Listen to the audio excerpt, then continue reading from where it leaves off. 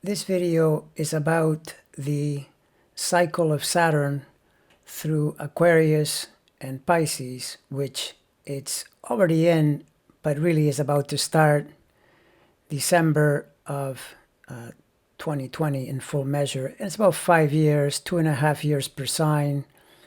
And of course, this cycle recurs every 30 years.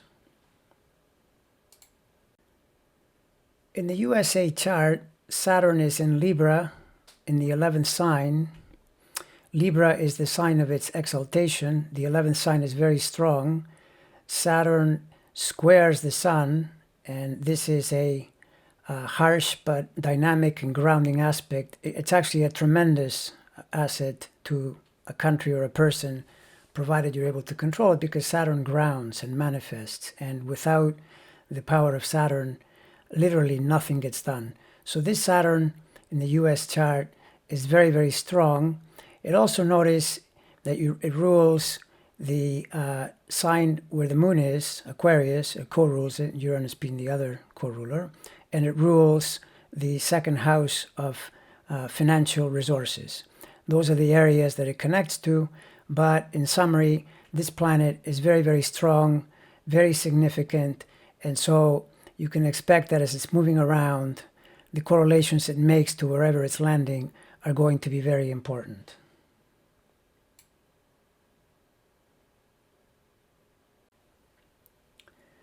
So why Saturn through Aquarius and Pisces?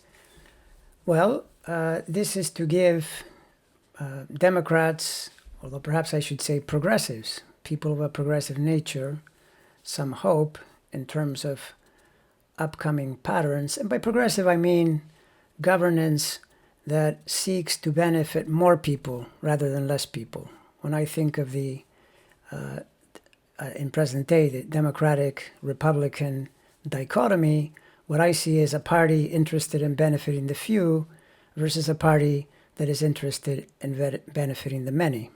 And when you look back in history, you look for the same pattern.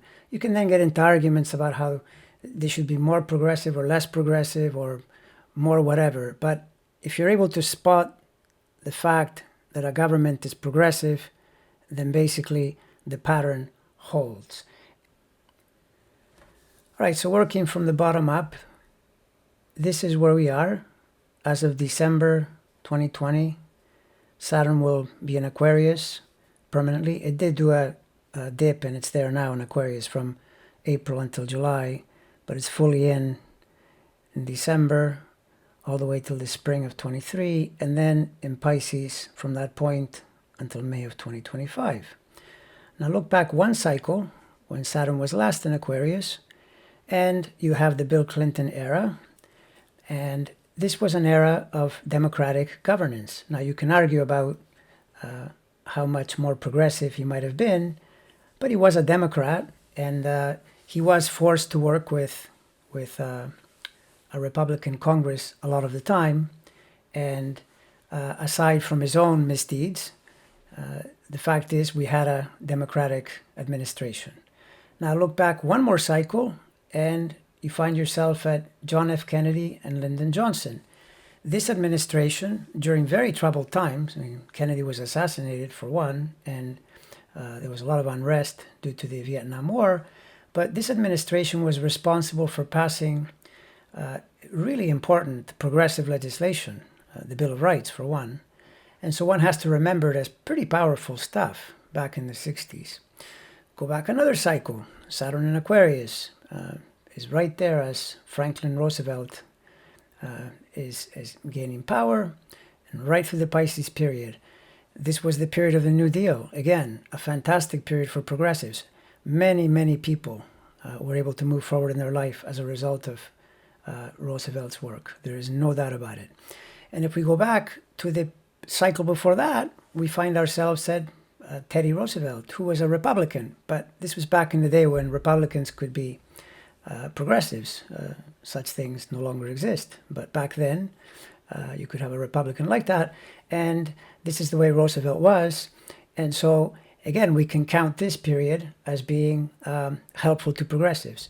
And if we go back one more, in the post-Lincoln years, we have the presidency of Grant, followed by Rutherford Hayes, both Republicans, but both very progressive.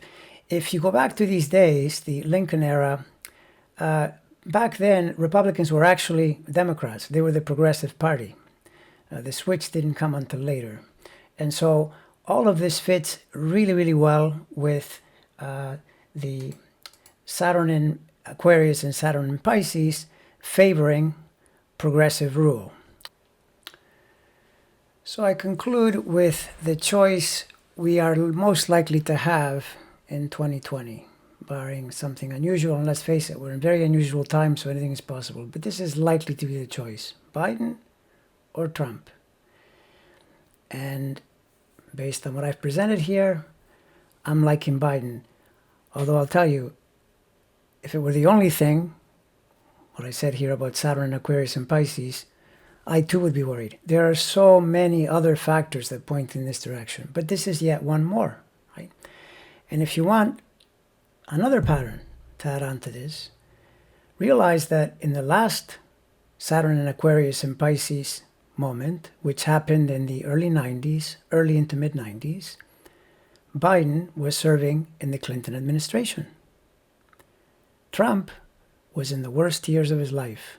Those were the years when he crashed and burned as a result of bankrupting casinos, and no one wanted to lend him any money. He was basically as down and out as he's ever been, right? There you have it. I'll finish by asking, how do you bankrupt a casino?